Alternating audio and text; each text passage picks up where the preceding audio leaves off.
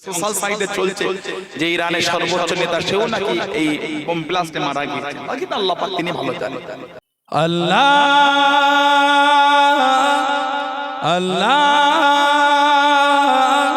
আল্লাহ আল্লাহ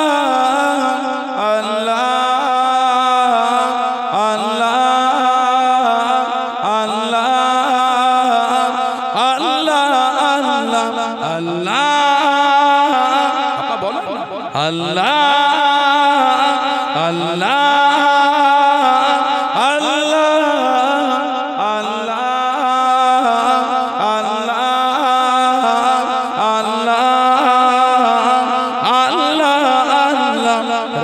मुझको बुलाएगा मैं काबे को देखूंगा वो दिन भी तो आएगा मैं काबे को देखूंगा रब मुझको बुलाएगा अल्लाह अल्लाह अल्लाह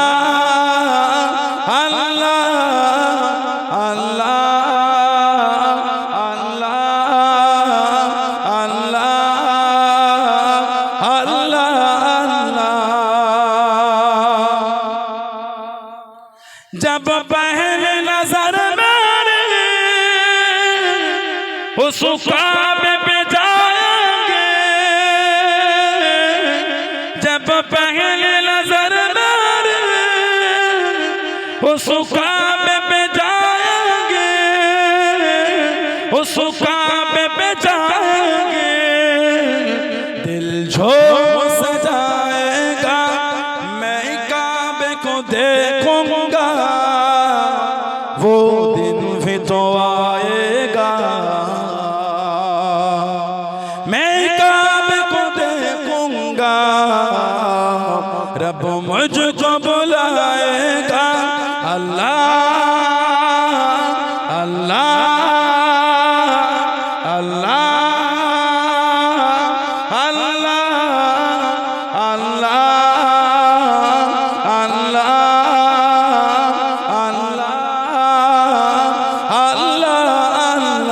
रब मुझको बुलाएगा मैं काबे को देखूंगा वो दिन भी तो आएगा मैं काबे को देखूंगा रब मुझको बुलाएगा मैं काबे की चादर को हाथों से पकड़ लूंगा मैं काबे की चादर को हाथों से पकड़ लूंगा हाथों से पकड़ लूंगा दिल मेरा भराएगा मैं काबे को देखूंगा वो दिन भी तो आएगा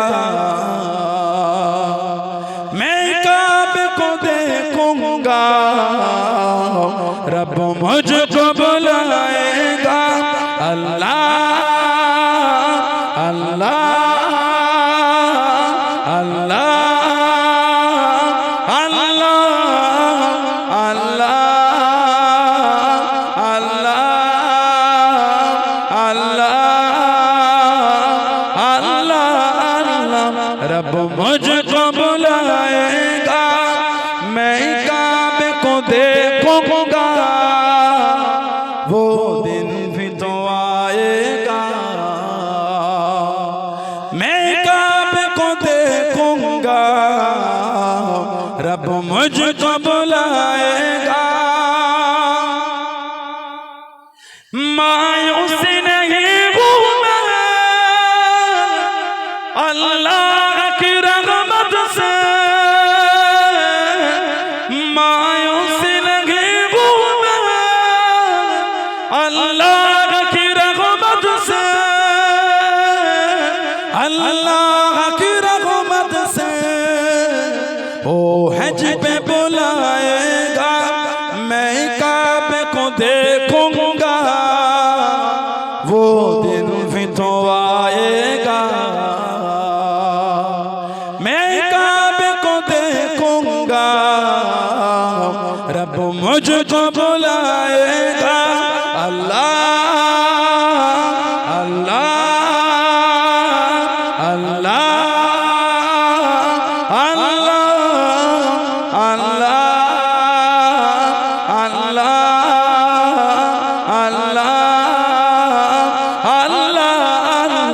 रब मुझको बुलाएगा मैं काबे को देखूंगा वो दिन फिर तो आएगा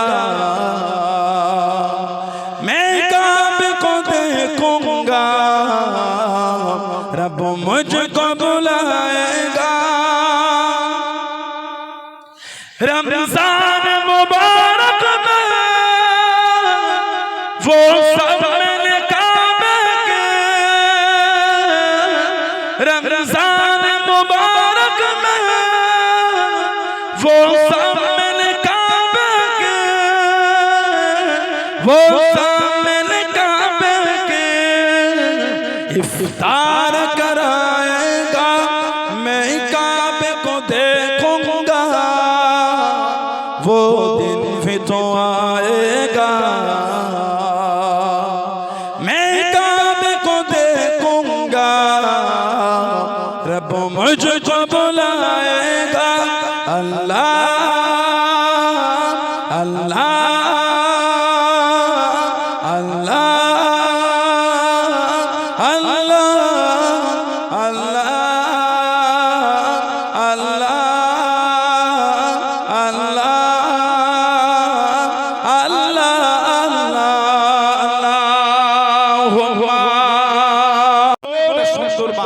হাজির করা এমন একটা জায়গায় বসালে সকলে মিলে আল্লাহ পাকের শুকর আদা করে বলুন আলহামদুলিল্লাহ। একটু ভালোবাসায় বলা গেল না এমন একটা জায়গা আল্লাহ আমাদের বসিয়েছেন এমন একটা মাহফিল আল্লাহ রাসূল বলেছেন হাফাতুহুমুল মালাইকাতু ফেরেশতারা নূরের ডানাগুলিকে দিয়ে বান্দা বান্দীদের করে গোল করে ঘিরে রাখেন বলুন না সুবহানাল্লাহ। এমন একটা জায়গা আল্লাহ আমাদের বসার একটা সুযোগ করে দিলেন যেখানে বসে আমরা আল্লাহর তারিফ আল্লাহর প্রশংসা করে থাকি নবী পাকের আগমনের জন্য আলোচনা করে থাকি কি বলে করা হয়তো নাকি হাদিস শরীফের কিতাব সিয়াসত কিতাব নাসাই শরীফ 5441 নম্বর হাদিস শরীফে এসেছে হযরত আমির মুআবিয়া রাদিয়াল্লাহু আনহু হুজুর হলেন হাদিস শরীফের রাবী আন্না রাসূলুল্লাহ সাল্লাল্লাহু আলাইহি ওয়াসাল্লাম খরাজা আলা হালকাতিন মিন আসহাবিহি আমাদের নবী পাক সাল্লাল্লাহু আলাইহি ওয়াসাল্লাম সাহাবাদের একটা হালকার পাশ থেকে হেঁটে হেঁটে চলে যাচ্ছে হালকা হালকা মানে জমায়েত দলবদ্ধ হওয়া সাহাবারা বসে আছে নবী পাক ওনাদের পাশ থেকে চলে যাচ্ছে আমাদের নবী পাক জিজ্ঞাসা করলেন ফাকালা মা আজলাসাকুম জালাসা ইয়াজলিসু মানে বসা ফাকালা মা আজলাসাকুম ও আমার সাহাবারা কি ব্যাপার সব দল বেঁধে বসে বসে কি করছো সাহাবারা জবাব দিলেন ক্বালু জালাসনা নাদউল্লাহ ওয়া নাহমাদুহু আলা মা হাদানা লিদীনিহি ইয়া রাসূলুল্লাহ সাল্লাল্লাহু আলাইহি ওয়াসাল্লাম হুজুর আমরা বসে বসে আল্লাহর হামদ আল্লাহর তারিফ আল্লাহর প্রশংসা করছি আল্লাহ পাক তার দ্বীনে ইসলামকে পাঠিয়ে আল্লাহ আমাদের করে হেদায়েত দিয়েছে জোরে বলবেন আল্লাহ পাক কোরআন শরীফে আমাদের কাছে আল্লাহ ওয়াদা করে জানিয়ে দিয়েছে ইন্না দীনা ইনদাল্লাহিল ইসলাম আমি আল্লাহ আমার তরফ থেকে একটাই মাত্র পছন্দনীয় দ্বীন যেই দ্বীন হলো দ্বীনে ইসলাম বলেন সুবহানাল্লাহ আর ওয়ামান্না আলাইনা বিকা ইয়া রাসূলুল্লাহ সাল্লাল্লাহু আলাইহি ওয়াসাল্লাম হুজুর আল্লাহ পাক আপনাকে আমাদের মধ্যে পাঠিয়ে তিনি তার রহমতটাকে আমাদের উপর দিয়েছেন সুবহানাল্লাহ বললেন না কোরআন শরীফ সূরা আম্বিয়া 107 নম্বর আয়াত আল্লাহ পাক জিকির করেছেন ওমার সাল্লাকা ইল্লা রাহমাতাল লিল আলামিন আল্লাহ পাক আমাদের নবীকে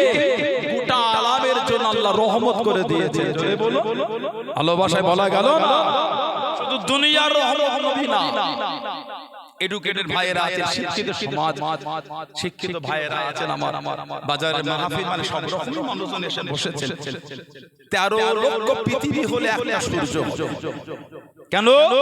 সূর্য হলো পৃথিবী থেকে 13 লক্ষ গুণ বড়।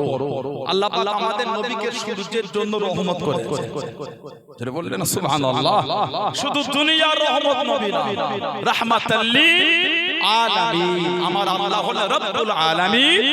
আল্লাহ পাক যতটার জন্য আল্লাহ ততটার জন্য আমাদের নবী পাককে রহমত করে দিয়েছে। জোরে বলুন না সুবহানাল্লাহ। সাহাবারা বলে মান্না আলাইনা বিকা ইয়া রাসূলুল্লাহ সাল্লাল্লাহু আলাইহি ওয়াসাল্লাম। হুজুর, আল্লাহ পাক আপনাকে আমাদের মধ্যে পাঠিয়ে তার রহমতটা আমাদের উপর দিয়েছে। আমাদের নবী বলে আল্লাহুম্মা আজলাসাকুম ইলা যালিক। ও আমার সাহাবারা, তোমরা আল্লাহর কসম করে বলতে পারবে তোমরা এই জন্য আল্লাহু মা আজলাসাকুম ইলা যালিক, তোমরা আল্লাহর নামে শপথ করে বলতে পারবে এই জন্য তোমরা বসে আছো। সাহাবারা বলে আল্লাহুম্মা আজলাসানা ইলা যালিক ইয়া রাসূলুল্লাহ সাল্লাল্লাহু আলাইহি ওয়াসাল্লাম। হুজুর, আমরা আল্লাহর নামে শপথ করেই বলছি হুজুর আমরা এই জন্য এসে বসে আছি। এবার আমাদের নবী বলছে তোমাদের কসম খাওয়ালাম বলে ভেবো না, আমি নবী তোমাদের সন্দেহ করছি। আতানি জিবরাইল আলাইহিস সালাম আখবারানি, আমি নবী আমার কাছে জিবরাইল আলাইহিস সালাম এসে আমাকে খবর দিয়ে গেল এই যে তোমরা বসে আল্লাহর হামদ, আল্লাহর তারিফ, আল্লাহর প্রশংসা করো। আর আমি নবী আল্লাহ পাক আমাকে তোমাদের মধ্যে দিয়ে আল্লাহ রহমত পাঠিয়েছে এই আলোচনা করো। আল্লাহ এত খুশি হয়েছে তোমাদের এই মজলিসটাকে নিয়ে আমার আল্লাহ ফেরেশতাদের সামনে আল্লাহ পাক ফখর করছেন, আনন্দ করছেন। বলুন না সুবহানাল্লাহ। ইনশাআল্লাহ যদি আজকে আমাদের বেড়াচাপা ধানবাজারের এই মাহফিলটা আল্লাহ ভালোবেসে কবুল করে নেয়, ইনশাআল্লাহ এই মাহফিলটা নিয়েও আমার আল্লাহ ফেরেশতাদের মজলিসে আলোচনা করবেন। বলেন না সুবহানাল্লাহ। বলে বলেন আল্লাহুম্মা আমিন। সেই মাহফিল আল্লাহ আমাদের বসিয়েছে। কিছু হলো নিয়ে বাড়িতে এত ভালোবাসা, এত কষ্ট, এত প্রেম দিয়ে ছুটে চলে গেলেন কেন? দুটো আল্লাহ আল্লাহর রাসূলের আলোচনা শুনবো, শরীয়তের দুটো বিধান শুনবো, জীবনটাকে পরিবর্তন করে। দাবি করলে হয় না, দাবি করার লোক আমাদের সমাজে অনেক আছে। কি কথা ঠিক না ভুল বলছি? আজকে শুক্রবার, আজকে আজকে ঈদের দিন ছিল, ঈদের দিন জুমাকে আল্লাহ ঈদ করেছে। বলুন না সুবহানাল্লাহ। আজকে জুমার দিন মসজিদে কিন্তু ভিড় কম হয় না। জুমা কি ঠিক না ভুল না? সব গ্রামে হয়েছে। একটু লেটে মসজিদে গিয়ে মসজিদের ভিতরে নাই বাইরে জায়গা হয়েছে, লোক হয় হলে কি হবে? আসল জায়গায় আমাদের একই অবস্থা। ফজরের লোক নাই, জোহরের লোক নাই, আসরের লোক নাই, মাগরিবের লোক নাই, ইশার লোক নাই। জুম্মা কিন্তু ফাঁকা যাচ্ছে। জুমা মসজিদে জায়গা হচ্ছে না, কিন্তু বাকি পাঁচ ওয়াক্ত নামাজ ফজরে মন টানে। আস্তাগফিরুল্লাহ। সমাজের ইমাম সাহেবকে যদি ফজরের নামাজে অপেক্ষা করতে হয়, দুটো মুসল্লি এলে জামাতটা করে নামাজটা করি, এর থেকে আমাদের জীবনে লজ্জার কিছু হতে পারে?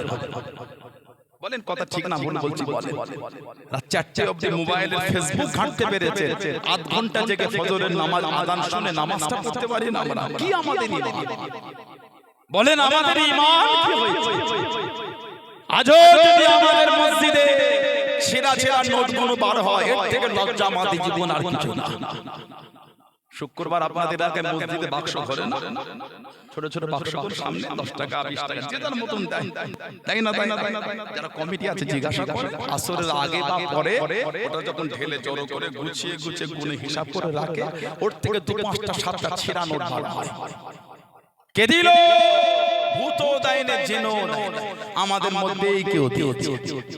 কথা ঠিক না ভুল বলছি? পারলেন ছেঁড়া নোটটা মসজিদে দিতে, যেটা সবজিওয়ালা নাই না, ফলওয়ালা নাই না, টোটোওয়ালা নাই না, অটোওয়ালা নাই না, বাসওয়ালা নাই না, ট্রেনের টিকিট নাই না, মুসাফির সেও ফিরিয়ে দিয়ে মুসাফিরকে 10 টাকা দেবে, ও চাচা ছিড়াটা দিলাম, গরিব মানুষ পাল্টে বড় বড় ওই 10 টাকা দেখো না বাবা, এই ছিড়া আমাকে দিও নি, খুঁজে কাজে বলে 7 টাকা খুচরো আছে, তাই ছিড়া দিলা 3 টাকা লস হলো না লাভ হলো? বলে মুসাফিরটা 3 টাকা লাভ না লস? 3 টাকা লস ছেড়ানো ভালো, যেটা বাজারের কেউ নাই না, ওই নোটটাকে গড়িয়ে গড়িয়ে মেনি ব্যাগে সাইডে রেখে শুক্রবারে মসজিদে নাউজুবিল্লাহ বললেন না? হাসি লাগছে ভেবে দেখেন কি জঘন্য কর্ম আমাদের দ্বারা হয়ে যাচ্ছে। কোনদিন ভেবে দেখেছি কিয়ামতে যদি আল্লাহ আমাদের আমলগুলো ফিরিয়ে দেন, এ নামাজ, এ রোজা, এ হজ, এ যাকাত, এই ইবাদত আমার দরবার কবুল হলো না, ভালো যদি ইবাদত পাও ওগুলো আনো, এই ইবাদতের জন্য নসিবে নাজাত বলে কিয়ামতে আমরা ভালো নামাজ, রোজা, হজ, যাকাত জোগাড় করতে পারবো বলে আপনাদের মনে হয়? কোন চিন্তা আমরা ছিটা ছিটা নোট নোটকে মসজিদ আল্লাহর ভালোবাসায়, আল্লাহ এগুলো আমাদের মধ্যে তৌফিক দান করে। বলেন আমি আমার মালের সবথেকে উৎকৃষ্ট, সবথেকে উন্নত মাল ওটা দেব আল্লাহ রাসূলের জন্য। জোরে বলে এটা হলো ভালোবাসা। মানবে নীতি ঠিক করে, যেমন মানা সাহাবারা মেনেছে। এই সাহাবাদের ইজ্জত এত হয়, সাহাবাদের সম্মান আল্লাহ পাক এমনি এত বৃদ্ধি করে দেন, তাদের মানাটা ছিল মানা মুহাব্বতের মতনই করে। আমার নবীর একটা সাহাবী ছিলেন, ওনার নাম ছিল হযরত আব্দুল্লাহ। হযরত আব্দুল্লাহ রাদিয়াল্লাহু তাআলা জানার ইসলাম কবুলের আগে নাম ছিল আব্দুল উজ্জা, উজ্জার দাস, উজ্জার বান্দা। সাহাবারা জানাকে ডাকতেন জুলবিজাদাইন, দুই চাদরওয়ালা। জোরে বলুন সুবহানাল্লাহ। জুলবিজাদাইন, দুই চাদরওয়ালা হযরত আব্দুল্লাহ রাদিয়াল্লাহু তাআলা। নবী পাকের এমন অনেক সাহাবা আছে যাদের ডাক নাম উপনামে পরিচয়, যেমন হযরত আবু বকর সিদ্দিক রাদিয়াল্লাহু তাআলা। ওনার আসল নাম আপনারা জানেন, আবু বকর সিদ্দিক হুজুরের নাম হলো হযরত আব্দুল্লাহ। সুবহানাল্লাহ বললেন না? ওনার নাম হলো হযরত আব্দুল্লাহ রাদিয়াল্লাহু তাআলা। এই আবু বকরটা হলো ওনার কুনিয়াত, উপনাম। যেমন আমার নবী সাহাবী হযরত আবু হুরায়রা রাদিয়াল্লাহু তাআলা ইসলাম কবুলের আগে ওনার নাম ছিল আব্দুস শাম, সূর্যের দাস বা সূর্যের বান্দা। আমার নবী ওনার নাম দিলেন আব্দুর রহমান, রহমানের গোলাম, রহমানের বান্দা। বলুন না সুবহানাল্লাহ। এই ছোট বিড়াল ছানালে খেলা করতে সব সময় কাছে রাখতেন, ওই পরিচয় পরিচিত হয়ে আবু হুরায়রা হয়ে গেছে। বলুন না সুবহানাল্লাহ। আমার নবীর একটা সাহাবী হযরত কায়েস রাদিয়াল্লাহু তাআলা, হযরত কায়েস রাদিয়াল্লাহু তাআলা জানা নাম, কিন্তু পরিচিত নাম হয়ে গেল হযরত সফিনা। সফিনাতুন মানে জাহাজ, যেটা পানিতে চলে।